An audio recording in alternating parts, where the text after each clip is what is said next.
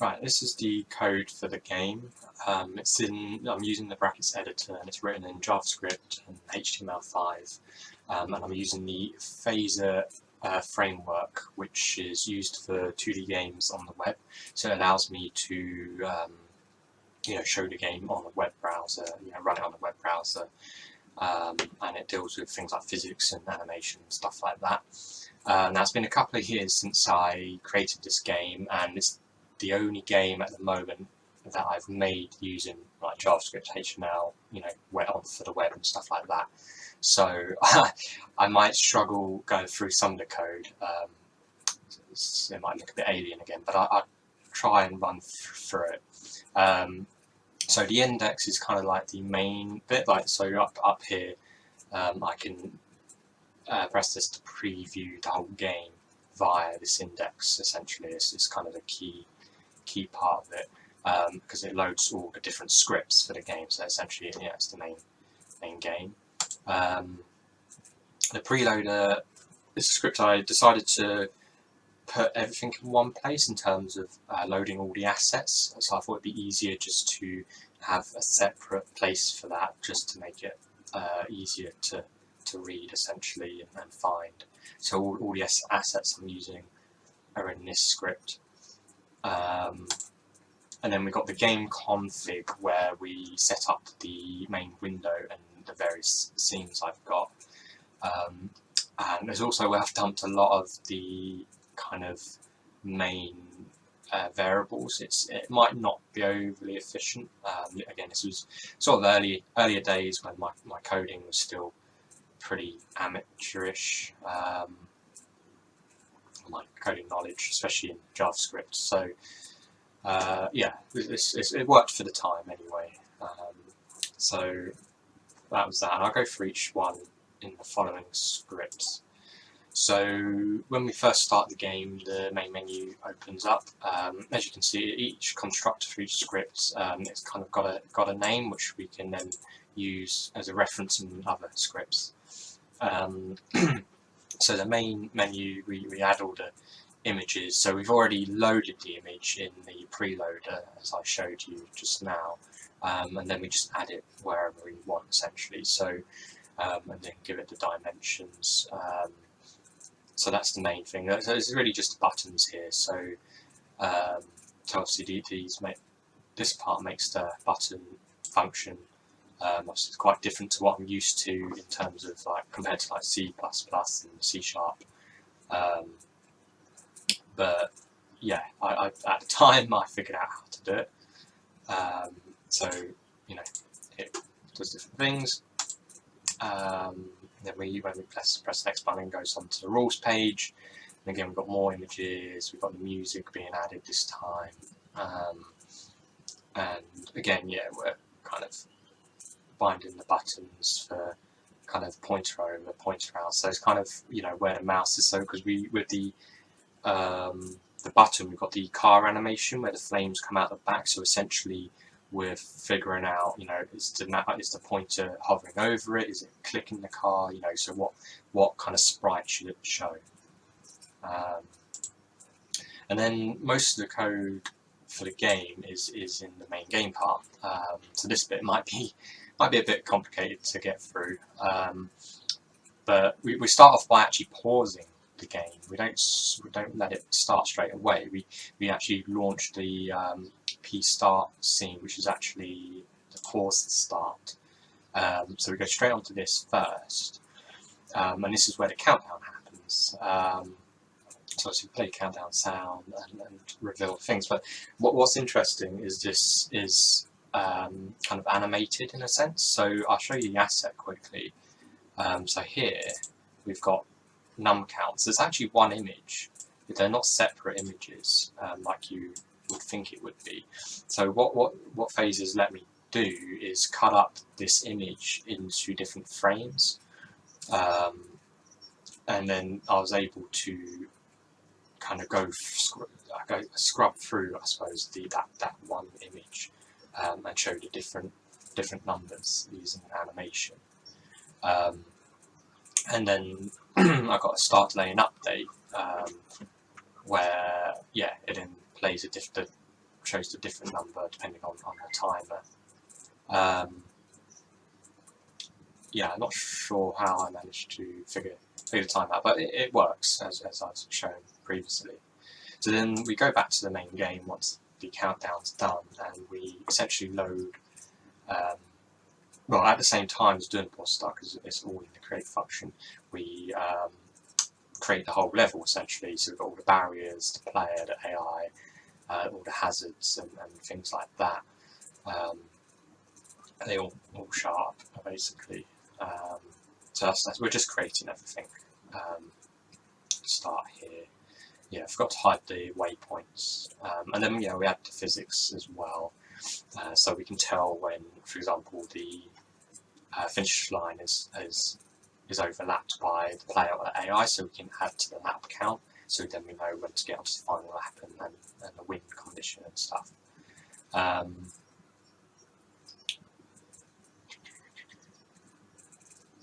And then, yeah, here we're like kind of adding movement to the AI. We've got text, sounds for each of the things. It's just a bit of everything really. We're just kind of setting everything up. And then, yeah, update is where a lot of the main stuff happens. So we call AI move, get move, which we'll probably look at shortly, which probably deals with the AI movement. And then we've got the player movement here. So we're seeing obviously if the right key is being held down, and then we can kind of figure out its movement. Now I can't off the top of my head figure out the maths side of things and how I got to this in the end, because there was a lot. I remember it being one of the trickier areas. That was a lot of trial and error and trying different things to make the movement. Well, I mean, I even said at the start, it's still not great. It's very difficult to control the player character, and I was surprised that I even won the race. So it's not perfect, but I at least got it to a level that was playable. But yeah, so I can't go too much into that, unfortunately. But we've got different acceleration, but we also have the angular velocity. So when you press A or D, you rotate the ship by 300, whatever. So it's you can kind of see where you can change values and adjust the way it moves and turns. And then we've got like kind of the health as well. So we know when the health is at a certain level, we play different sound effects to show that you're nearly dead. We've got a pause as well, just by pressing P. And then we've got this thing called a halfway strip. So as you can probably see on the so you've got the finish line here, but on the opposite side there's an invisible strip called the halfway strip, which essentially tells you, it kind of gives the game more of an idea of where the player and AI are. So it helps us kind of figure out. I can't actually remember why it was useful, but there was a reason for it. It kind of helps with like the lap done sort of variable. So it kind of changes it to false, and then it might just go finish line, changes it to true sort of thing, and it kind of alternates between them. And then things like this we need to know, like we've got current laps for the player, and then is the last lap true? Because if it's true, we want to change the music to be more dramatic. So we have to set up some new variables just to kind of get that sort of functionality at the time. And we've got lose conditions, so the AI has its own laps, and we're saying if it's less than 3, if its current laps are less than 3, so it's not finished, but it's AI. It's not done its lap, then we but it's crossed the finish line essentially. Then we +1 to the current laps, and we say that lap is done. And then we check to see if it's actually finished the race or not, or approaching the last lap or whatever. we sort out time. There's a timer in the game as well, so players can also lose if they run out of time. If they don't, if they don't complete the race within like 150 seconds, I think it is. Which is, it says here. Here the high score is recorded, so we access the local storage and we get the item marked, skid mark high score. And we've got obviously the record time, which we can then change. So yeah, since it's local storage, then it might mean that the browser could be closed. As long as you're playing on the same computer, then the high score will remain. Yeah. What else we got? So yeah, obviously if the AI lapse equals 3, then we run the lose scene, which I'll show you shortly. We have to change the text to initial time, stuff like that. Yeah, so next we got the kind of power-ups or the hazards, what we want to call them, on the track. So we've obviously got the boost and the puddle. So the boost speeds the player up while the puddle slows them down. So there's different levels. So initially we're obviously playing the boost sound effect, for example, and then kind of deactivating the boost pad temporarily, so you can't, because there was an issue where you'd run over it, but it would activate rapidly. So even though you literally just glide over it, you kind of get max boost straight away, or something like that. It was kind of broken, so I had to kind of deactivate it briefly before doing it. And then basically we set the players. We check to see what kind of boost count we're on. So we keep track of because there's. Sorry, I'll show you. Down here is the speed change. There's different. So yeah, down here we've got different cases for different speeds for the player, which is based on what the speed counts on. So this is controlled by the boost pads and the puddles, which change to boost count. So obviously if you go over a boost pad, then the boost count will go up as it shows here, which will then, when speed change is called, so at the bottom here, it then obviously chooses the appropriate one, and it sets the player's speed then, because the speed is the player's velocity, which we're then changing in here. I can't quite remember this part with the maths, I'm afraid.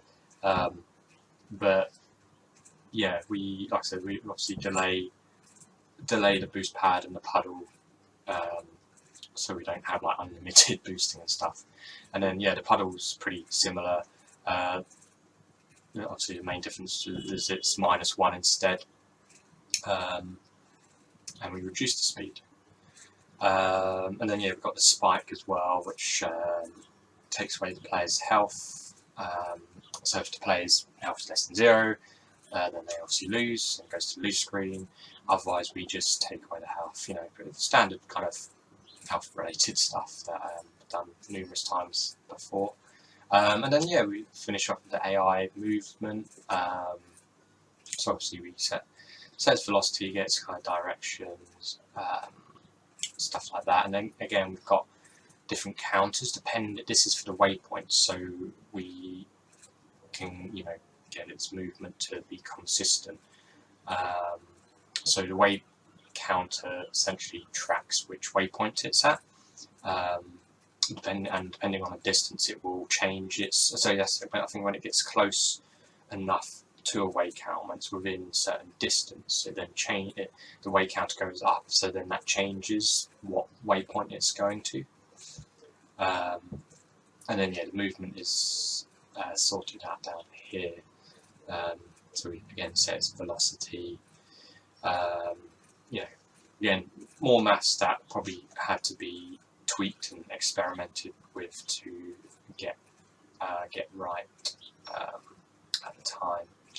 So yeah, I won't go too much into that. It'll take a while to figure it out myself, but that's essentially the main game, where most of the code happens. And then we've got the pause menu, which again just tends to brings up buttons and sprites. So it's similar to like the main menu and wall screen. It's not a lot there. And then you got the lose and the win screen. So we got more, because it's a different scene, that we kind of recreate the level. But this time we had buttons, so you can go back to the main menu. Win screen's pretty much the same. The main difference is obviously the high score, like, you know, with the text for the high score and making sure we record it, which I think the recording might be done in the main game, which I already showed anyway. And then yeah, phasers just the framework, so none of this code is mine. But yeah, that's pretty much the script for the most part. I can quickly show you some of the assets. So, like I said, all the assets I created myself, yeah, using Photoshop mainly. So with the barriers, the different hazards, the logo, even like the sand background and the background for the race. The only thing I didn't create was the music. I think I got that for freesound.org or something like that. Oh yeah, and the start button is also animated, like the countdown. But yeah, that's it. Thank you for watching.